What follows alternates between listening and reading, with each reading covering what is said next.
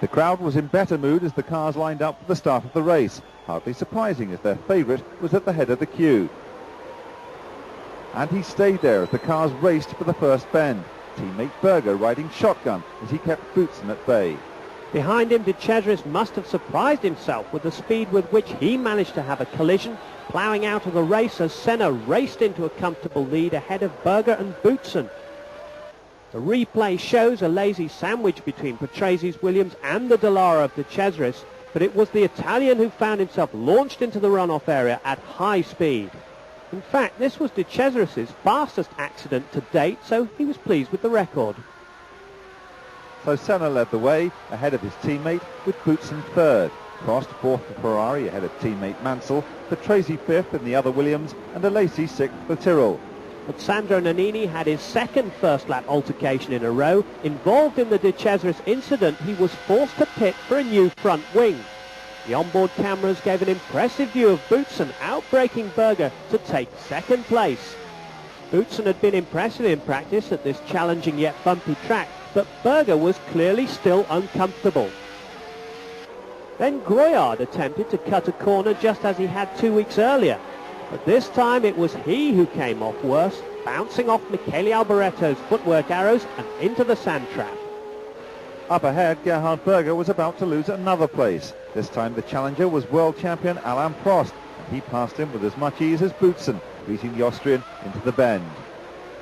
Prost was now in third position. His car was behaving itself, and for the first time since leaving McLaren, the Frenchman must have felt him with a chance of winning a race.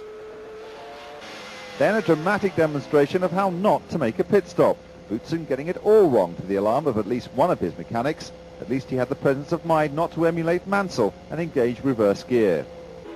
But it was to be a day for schoolboy mistakes. Senna had time aplenty to overtake backmarker Satoru Nakajima, but he chose the wrong moment, and the Tyrrell removed the McLaren's wing. Frantic activity in the pits saw Senna receive a new nose cone, but the replay showed he'd only himself to blame. He lost time and rejoined 27 seconds behind Berger.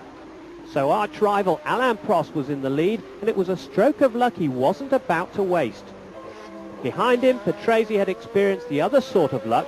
Things had been going well in fifth position when his Williams caught fire and the Italian had no option but to retire. Prost went on to claim his 40th Grand Prix victory and his 6th in Brazil, in itself a record. The crowd may have not been too happy, but the Frenchman had recorded his first win for Ferrari.